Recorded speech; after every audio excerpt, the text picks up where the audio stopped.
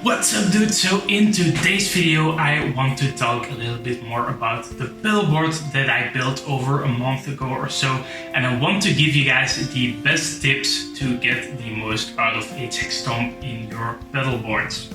But before we do that, please take a second to hit that little subscribe button down there. It really helps me out a lot and you guys will get a lot more videos. Also, if you want to see those videos, please go ahead and press the little bell icon next to the subscribe button.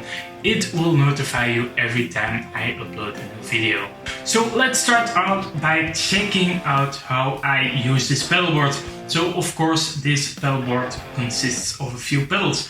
I start with the treble booster here. I go to a little tuner down there, and then I go into the HX STOMP. Of course there are other pedals and those pedals are in the loops. So I have a fuzz in conjunction with this little noise gate here, and that's in one of the loops, and the other loop is for the amp. So let's explain that. So I have a few ways that I'm actually using HX STOMP and amps. So the first and most kind of easy way for me at least to use it is basically I go into this pedalboard, then I come out of the pedalboard into an amp. Basically a lot of the time it's my 1978 super lead right there, and then from the super lead I have a nice little box down there, and that's a fried power station. What that does is it loads it down to a line level. Then I come back from that fried power station into the board, and that's that loop. So the loop is basically the sound of the whole amp. And then from the HX STOMP I go back into the fried power station, out to a cabinet, and that's my thing. And a few reasons why that's really great is, first and foremost, you have effects in front of the amp and you have effects after the amp, so that's really cool, guys. And then another thing is you can bypass the whole amp completely and just insert another emulated amp like a clean amp or a Vox style amp. So what I will do a lot of the time is I will eliminate that amp and use a kind of Vox edge of breakup kind of tone for my other alternative clean tone. So that's something I really love.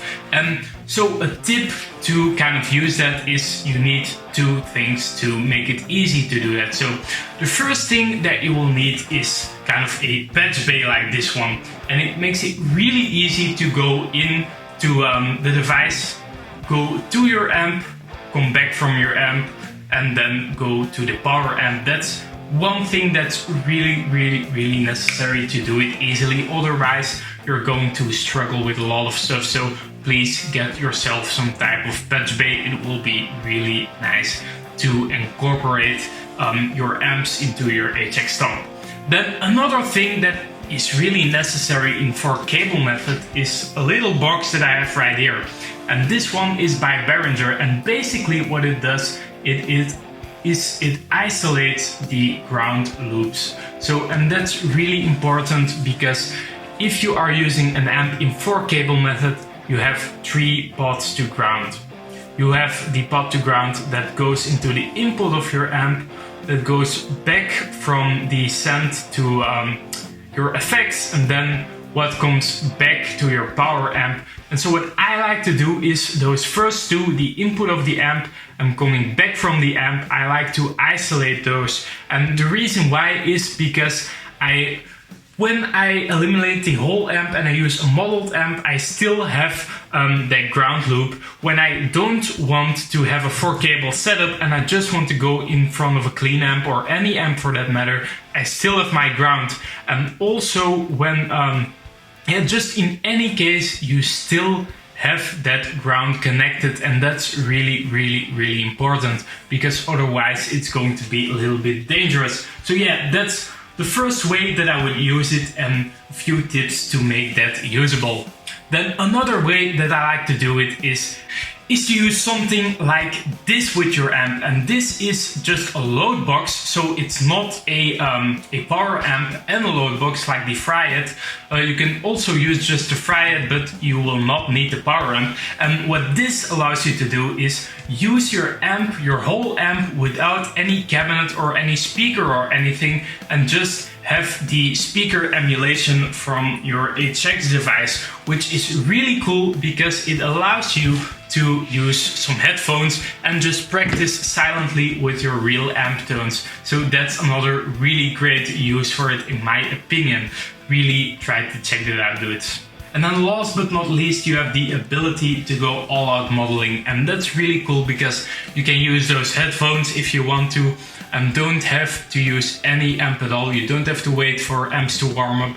Just have to power up that HX STOMP, and it does take a few seconds, but it is quite quick to get you going. And also what you can do is then you can use that modeled sound and come back into an effects return, or come back into something like the line in from the Fryhead power station, and you don't have to have other amps to rely on your sound. And then you can basically take this anywhere and have just an amp with an effects loop and be ready to go with it. So yeah, that's a really cool feature from this pedalboard. So guys, I hope that gave you some insight on how you can use your HX STOMP in your pedalboard, and a few tips to kind of keep it running nice and quietly. These are my tips and tricks to get you going with your HX STOMP pedalboard. And then I will of course do another video about the pedalboard and kind of walk you through some tones, and that will be following soon.